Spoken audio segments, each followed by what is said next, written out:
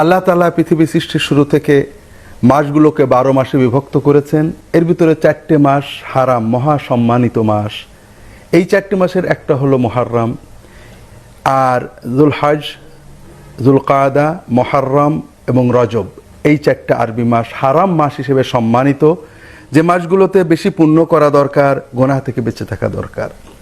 এছাড়া রাসূল পাক সাল্লাল্লাহু আলাইহি ওয়াসাল্লাম বলছেন, আফদালুস সিয়ামি ইনদাল্লাহি বা'দা সিয়ামি শাহর রমাদান সিয়ামু শাহরিল্লাহিল মুহররম।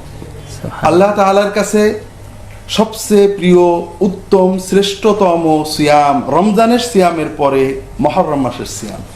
তার মানে রমজান বাদে বাকি 11 মাসের ভিতরে মুহররম মাসের সিয়াম আল্লাহ তাআলার কাছে সবচেয়ে নফল হিসাবে, নফল সিয়াম হিসাবে। জি।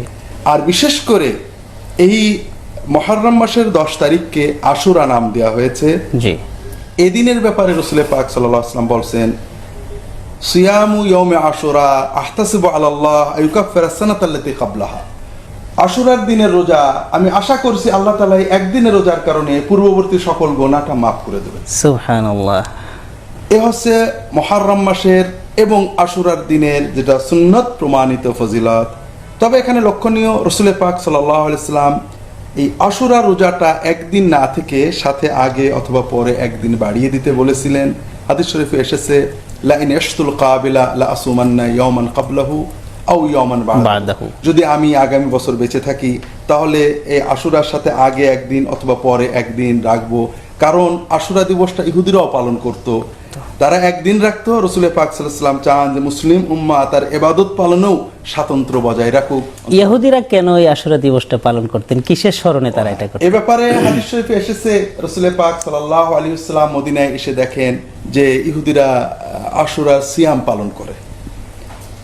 তিনি জিজ্ঞাসা করলেন, মা হাযাল ইয়াউমুল্লাযী আনতুম তাসুমুনা ফীহি, এটা কি দিন, কেন তোমরা এই দিনে রোজা রাখো? তখন তারা বলে, হাদা ইয়াউমুন আযীম ইয়াউমুন নাজ্জাল্লাহু ফীহি মূসা ওয়া গাররাকা ফিরআউন ফাসামা মূসা শুকরান।